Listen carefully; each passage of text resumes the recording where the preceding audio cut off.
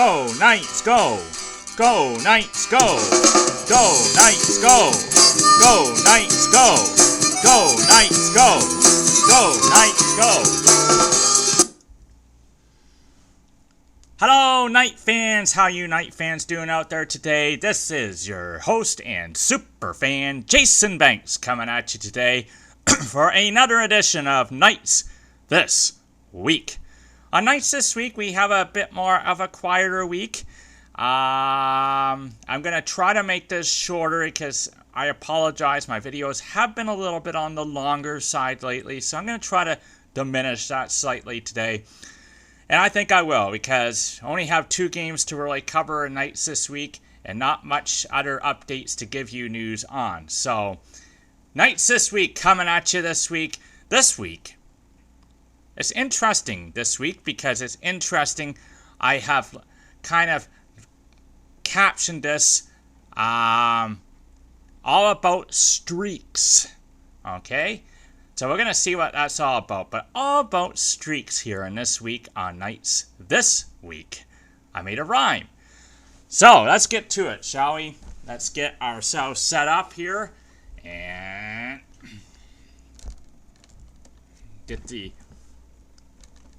get us in queue here. There we go. Our Knights thing is in the background and we're ready to go. So, welcome to Knights This Week. First thing first, as I always do at the beginning of every show, actually just starting last week, I am wearing different shirts for my Knights this week. So this week, this is the shirt I'm wearing. House of Green shirt, London Knights 2007. So, quite a few years ago, this dates back many years actually, starting in 2005, the London Knights decided it would be a good idea for once the playoffs start to make a playoff shirt, and they entitled it the House of Green shirt.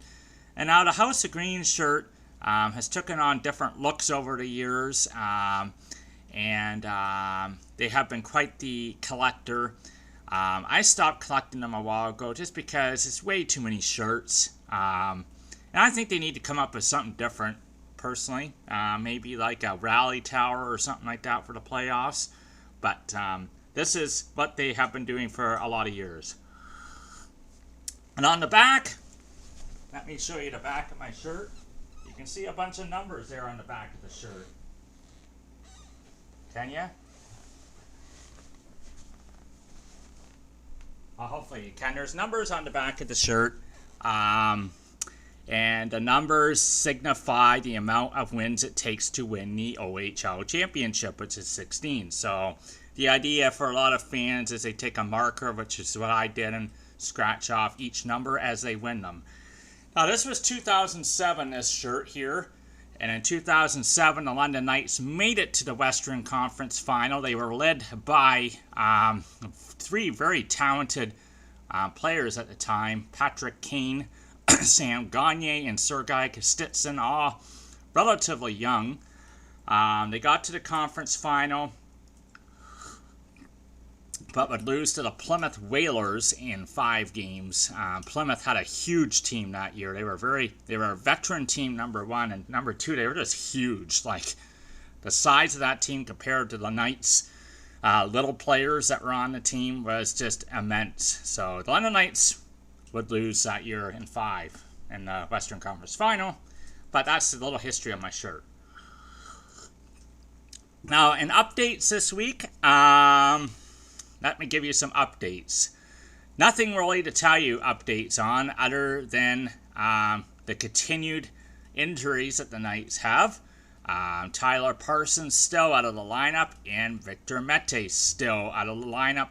Both listed now as day-to-day. So whatever that means, however many games that is, I'm not sure. But the Knights have had awful luck this year, and it's almost like you look at their season and you almost start to think the gods are not on their side this year because of the injuries they've had, because of just different factors, and the fact that they've had three of their top players out of the lineup for a considerable amount of times due to just a simple thing like a puck hitting them in a game. And Tyler Parsons wasn't even in a game. It was in a practice.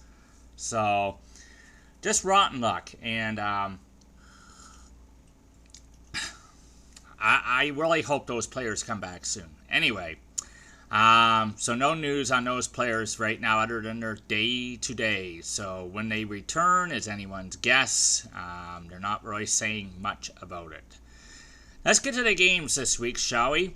And this, as I entitled this before, it's all about streaks. And as we look at our first game of nights this week, the first game they have is a week ago, Friday night, when they were playing in Kitchener. And this has been kind of a one-sided matchup over the last little while because the London Knights, going into this game, currently riding an 11-game winning streak against the Kitchener Rangers. So, 11 straight games the London Knights have beaten Kitchener. Can they make that an even dozen in this one?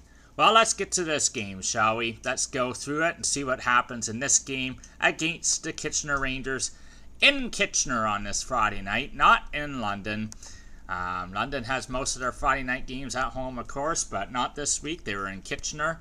The London Knights have some tough sledding ahead of them in terms of the schedule. A lot of games on the road and a lot of games against top teams. And I mean top teams being Erie, Owen Sound, and Windsor. And they still got their final game of the season on the road in Sault Ste. Marie. Whether that game will mean anything for the Knights, I'm not sure at this point. But anyway, let's see what happens in this game against the Kitchener Rangers. And the London Knights, in this game, starting Tyler Johnson in net. Of course, Tyler Parsons still out with an injury. And Kitchener going with Luke Opleka, which is their regular starting goaltender. So let's see what happens in this game. And the London Knights get off to a not a good start in this game, really. As they fall behind to the Kitchener Rangers 1-0 on a goal by Joseph Garaffa. Joseph Garaffa gets his 17th goal of the season at 16:31 at the first period. It was a penalty shot, and it was shorthanded. So Knights killing a penalty, and then they allow a penalty shot. Garaffa scores on it, give the Rangers a 1-0 lead. That was the only goal of the period in the first in that game. Kitchener gets it to lead 1-0. Shots on net in the first period in this one were a slight edge to the Kitchener Rangers, 11-10. Rather close first period, but Rangers getting the first goal of the game and the lead of the game. Let's go to the second now in this one. In the second period, the Knights would come back almost at the halfway mark of the second at 8:54 to be precise. New pickup, Dante Salaturo. And, I have had no squibs about the pickups the Knights have made and the trade deadline because they've all been chipping in at very important times. Dante Salaturo has been doing great out there. He's got his 7th goal of the season from Mitchell Stevens and Oli Jalevi on the power play at 8:54. Ties the game at 1 at that point at Kitchener Memorial Auditorium. Now we go a little bit further into the second, 13:08 mark at the second actually, and the Kitchener Rangers would go back ahead again. Kitchener got a goal from, we saw Joseph Garaffa get his 17th goal of the season at the beginning, and then another 17-goal scorer adds to the mix. Darby Lewin got his 17th of the season from Joseph Garaffa at 13:08. Made it 2-1 for the Rangers. Now, that was all the Rangers, I guess, had left in them for this game, because after that, it was all Knights. So, Kitchener would go ahead 2-1 on that goal. And now that's cued to the late part of the second period. At the 18:43 mark, a struggling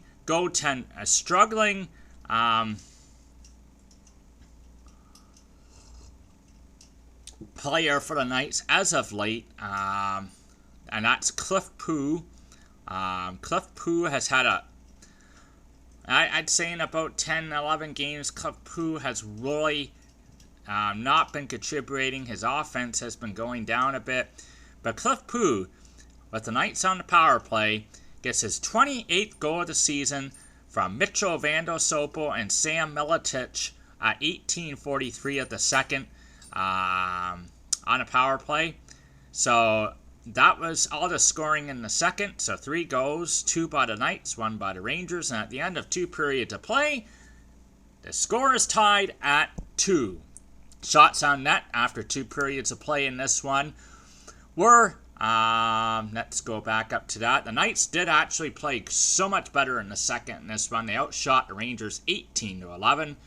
So after 2 periods of play, it was 28-22 shots in favor of the Knights.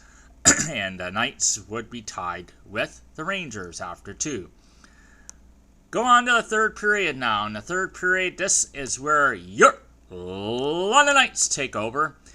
As at the 7:10 mark of the third period, Dante Salaturo, and congrats to Dante Salaturo, he chips in again. He gets his 8th goal of the season from Robert Thomas and Liam Foodie at the 7:10 mark of the third period to give the Knights their first lead of the game at 3-2. And then the Knights would never look back, as at 18:57 of the third period. So the Knights, okay, with just a little over a minute left, got another goal. It was actually an empty net goal. So let's not kid ourselves in this game. Most of this game was really, really close. It was basically a 1-goal game most of the game until the 18:57 mark of the third, when Cliff Pooh scored into an empty net. Cliff Pooh got his 29th from Robert Thomas and Brandon Crawley at 18:57, made it 4-2.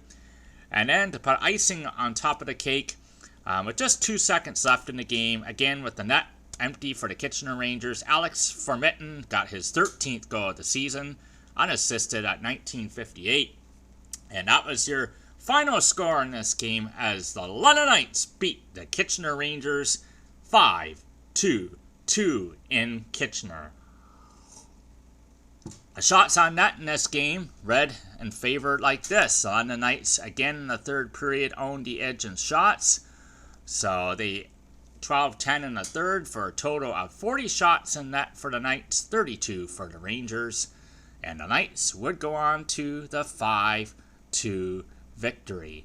So, with that game, with that result, the London Knights pull their streak to the Kitchener Rangers to an even dozen games. That's 12 in a row that the London Knights have defeated the Kitchener Rangers. So 12 in a row is pretty darn awesome. Yes. Wow. Let's put that fist up again. Let's put it up again. Fist. Yeah, we showed our muscle in that game. And wow. 12 in a row against the Kitchener Rangers. And the London Knights win on this Friday night in Kitchener. The 3 stars of this game were as follows. The 3rd star came from your London Knights, and that goes to Mitchell Stevens. Mitchell Stevens had an assist on this night, but it wasn't just the assist, it was just his overall play in this game. He again played another great game as a London Knight. He's out there doing his thing, and he got the 3rd star of the game for the London Knights. And so we move on, and then the 2nd star of the game is from the Kitchener Rangers, and he had a good game. He had 2 points. He was in on both goals. He had a goal and assist. Joseph Garaffa from the Rangers, the 2nd star, and the 1st star from your London Knights was Dante Salaturo, as Dante Salaturo got 2 goals. So he had a good game, and he got the 1st star of the game. So the London Knights defeat the Kitchener Rangers 5-2 on this evening in Kitchener. And usually the Knights have busy weekends. They usually have 3 games in 3 days, or at least 2 games, but not on this weekend. That was the only game that they had of the weekend. And with this, actually, it was significant. And it may actually be the last time we say this all season long, but it was significant because with the win, the London Knights would pull 2 points ahead of the idle Erie Otters in the standings for first place overall. However, Erie has 2 games in hand, and those 2 games in hand, we will see later on, were picked up by the Erie Otters. So, for this night anyway, the Knights temporarily back in the first place with the victory. And speaking of the Erie Otters, speaking of those Erie Otters, that is the London Knights' next opponent here on Knights this week. And so, let's just cue this game up a little bit, shall we? Let's just cue this game up. The London Knights, again on a Wednesday night, they were traveling into Erie, Pennsylvania to take on the Erie Otters. And they were taking on a team that have won 10 straight games overall. Of course, Erie made some moves at the trade deadline. They picked up Cirelli from Oshawa. They picked up Warren Fogle from Kingston. I think they made another move as well, beefing up their lineup for hopefully a long playoff run. And they have been clicking. The Erie Otters are finding their chemistry, and they are absolutely clicking. 10 straight wins, as I said. And significant, they're playing in Erie, and Erie has not lost one single regulation game in Erie all season long. In fact, that's 27 games on home ice that they have not lost in regulation. So this is what the Knights were contending with going into Erie for our midweek clash with the Otters at first place on the line. I will tell you that back to the games in hand, Erie played them before the Wednesday night and won them both to go back ahead of the Knights by 2 points in the standings. So coming into this midweek clash, difference of 2 points between the two teams. London Knights win in regulation. They tie the Erie Otters again. Erie wins in regulation. They go 4 points ahead. Go to overtime and a shootout. Well, somewhere in between, right? So let's see what happens on this night as the London Knights go into Erie to play these pesky Erie Otters. And what do you got to say, Erie Otters? Let's hear from you. Yep, there they are. There they are, squawking and making some noise. They've been doing that for the last 4 years in the OHL. The Erie Otters. So the question on this night as they go into Erie, the London Knights, can the London Knights be... Can the London Knights be streak busters on this night as they go into Erie to take on the Erie Otters, trying to end Erie's 10-game winning streak overall and trying to become the first team to beat Erie on home ice in regulation in 27 tries. Will those streaks continue, or can the London Knights be streak busters? Alright, let's go to this one and see what happens. And I'm actually not going to spend too much time on this one because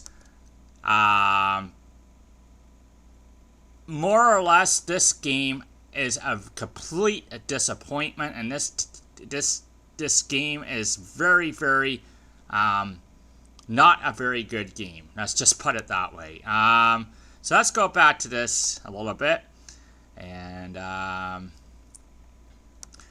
not going to even spend too much time going over the stats of this game. All I will tell you is that the London Knights went into Erie. London Knights, being the defending Memorial Cup champions, looking to pull even with the Erie Otters, and frankly just looking to compete. Let's put it this way. The only other time the London Knights were in Erie this year, the London Knights got beat by the Erie Otters 7-1. That was just a complete embarrassment of a game that the Knights put in their last game in Erie. So the idea was, let's be better in this game. And in fact, Owen McDonald, I believe, or J.J. Pickenage, one of those players, said they were treating this game as a playoff game, treating this game as a very important game. Well, when you say things like that, it'd be nice if you could back that up with your actions, and that did not happen in this game. The London Knights could not get anything going against Erie. Frankly, I will put it this way. It's a fact that the Knights came into this game looking very flat and very disinterested in this game overall, as they were outshot 12-4 in the first period, outshot 11-5 in the second period. So, over 2 periods of play, the London Knights only had 9 shots on net. And, you know, Erie's had some injuries and illness to contend with lately as well, including their starting goaltender Tipano, who has been out with a terrible flu for, I think, about 2 weeks now. So you're playing a backup goalie, Joseph Murdaka. So this should be a great opportunity for the Knights to take advantage of that, but they did not. 9 shots on Murdaka in the first 2 periods.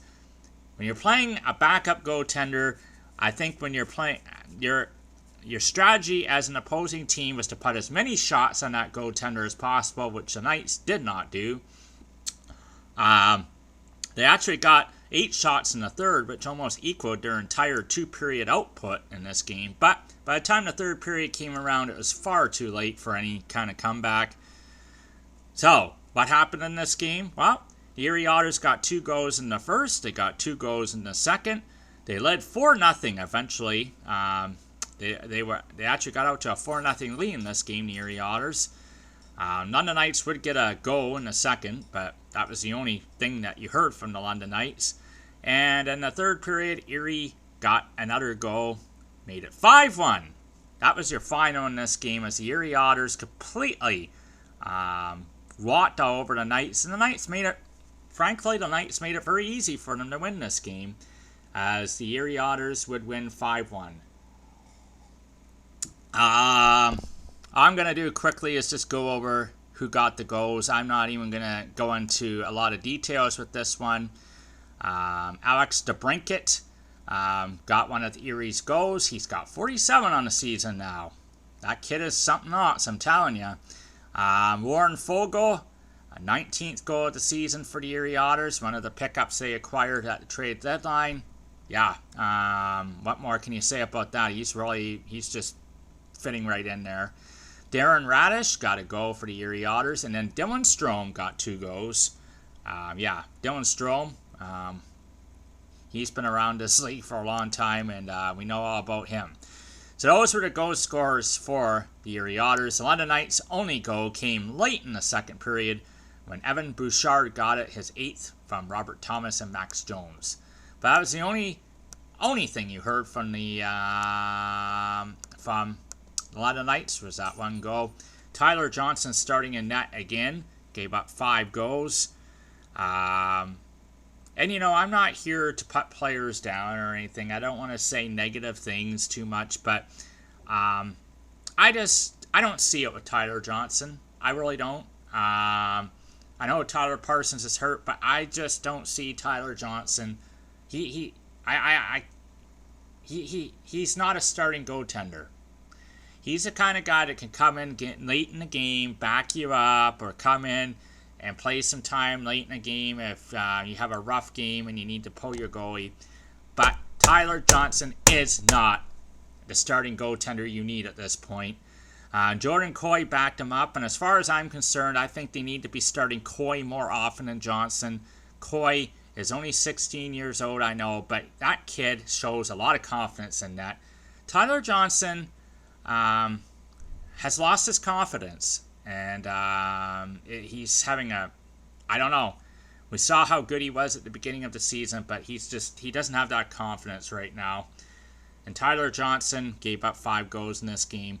The Erie Otters, relatively speaking, cruised to an easy victory in this one to pull 4 points ahead of the London Knights in the standings. So a tough blow for the London Knights, and a very, very tight conference still with a lot of good teams there. So let's go to the... do you think the London Knights got any stars in this game? No. Nope. No chance. Not with that kind of game. They got outshot 31-17, so they almost got outshot by a 2-to-1 ratio, which is actually, ironically, the last time the two teams met in London, London almost got outshot by a 2-to-1 ratio, but they had Tyler Parsons in that. Tyler Parsons really kept them in that game. The Knights without Parsons and Mete in the lineup are... it exposes so many holes in their lineup. Let's put it that way. And we need those guys back soon. We need them back soon. But anyway, the 3 stars in this game, all from Erie. Darren Radish, the 3rd star. Alex DeBrincat, the 2nd star. And Dylan Strome, the 1st star. As the Otters rode on to their 11th straight victory, which tied a franchise record for them. So good for them. Maybe this would be the year that the Erie Otters win the OHL, and I would actually put my money on that right now. I think, we still got a month to go to playoffs, of course. Playoffs can be different. Of course, last year, who would have ever thought the London Knights would have swept away the Erie Otters in the 3rd round, but they did. So playoffs are different, but right now, Erie looks like a very complete team. And in terms of the levels that these two teams are playing on, I'd say right now a completely different level. Erie is up here. London is about down here right now, I'd say. So that's the way I see it as a super fan and host. I'm just stating it the way I see it. So, the Erie Otters continue to squawk away here. Yeah. They keep cooking, the Erie Otters.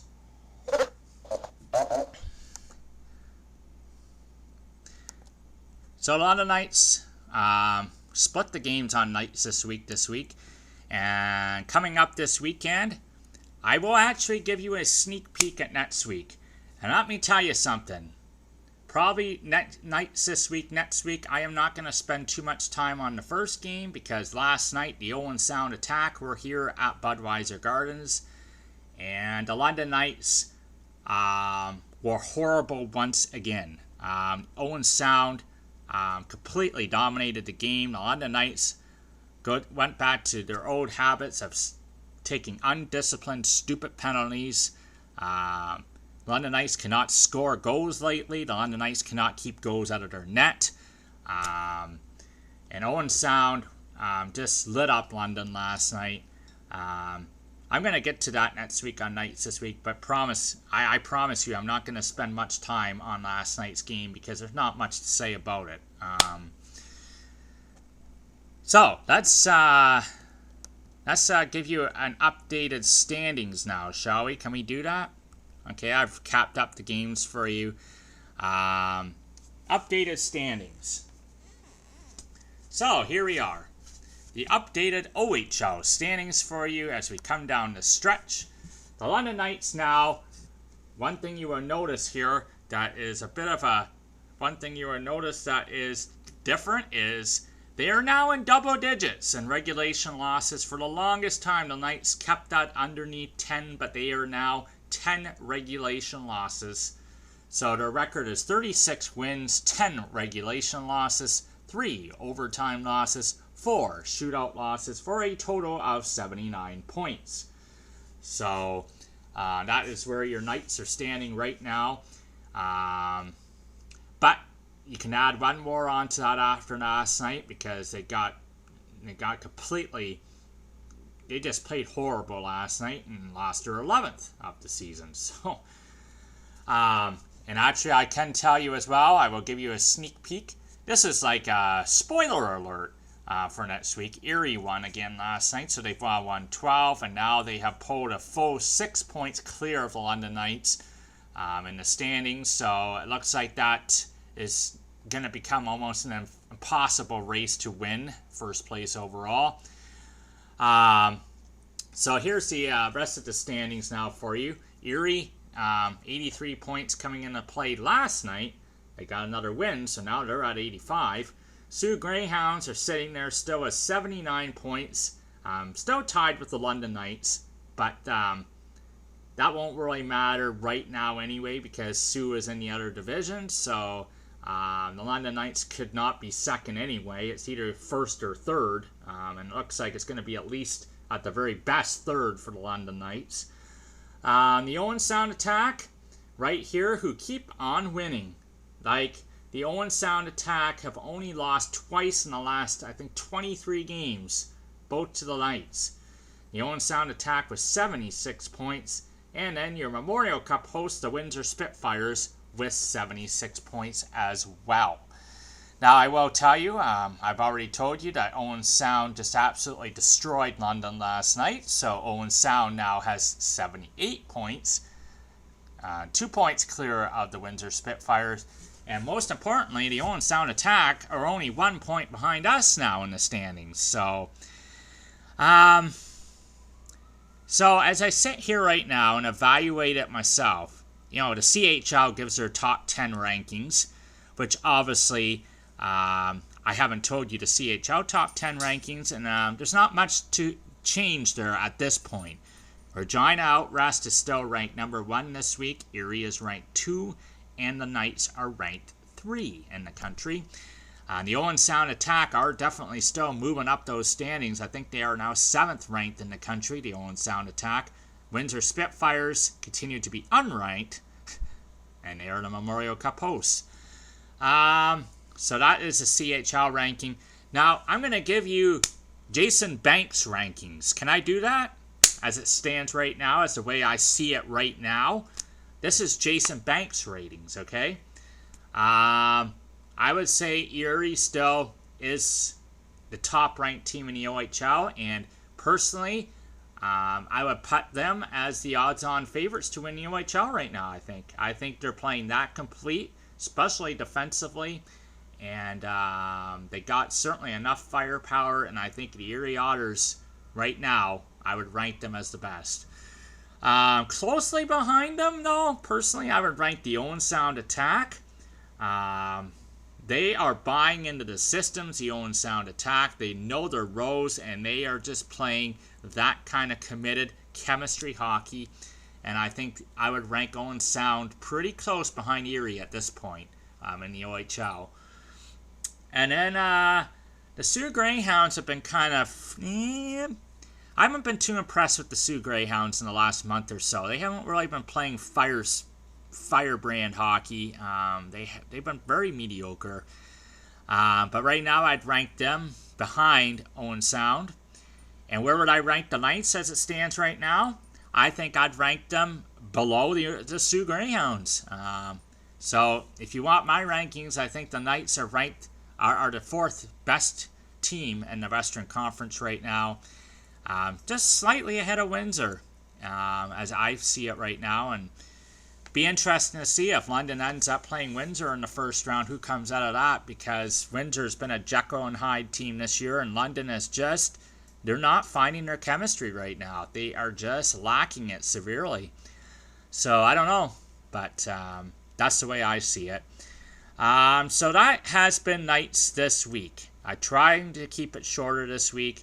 So that's your Knights this week. So next week we're going to look at a road trip. Yeah, the Knights are going on a road trip this weekend. And that's hope. That's hope. They're going out east. And I really hope that this is a road trip that starts to bond them, that starts to allow them to find some chemistry and get going. Because right now, I'm not feeling very confident about the Knights. And I think that they got a lot of work to do. And it's been proven in 2 games, the last 2 games now. The Knights have a lot of work to do to get on the same level as Erie and even Owen Sound for that matter right now, I think. So, anyway, that has been Knights this week. So I hope that you have liked Knights this week. I hope that you enjoy my show. Please keep coming back and watching it. And as I like to do at the end of every Knights this week, obviously, as you well know, I like to do Knights, the Knights dance. So, let me get the Knights dance queued up here for you as we end Knights this week. So, just let me get this for you. I'm bringing it up here. And just give me a second.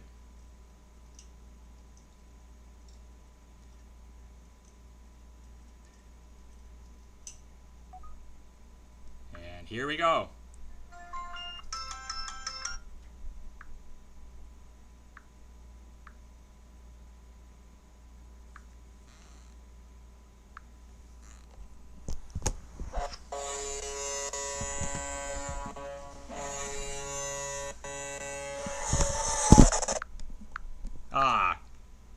Sorry about that, folks. Let me try this again.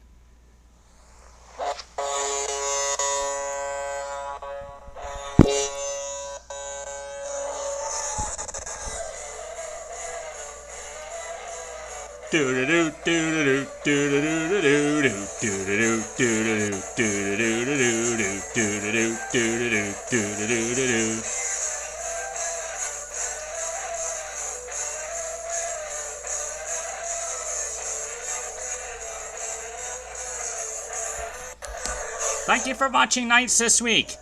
And go Knights go! And we'll be back next week on Knights this week to cap 3 games on Knights this week. So, take it easy. So, keep cheering on the Knights and come back next week. Thank you.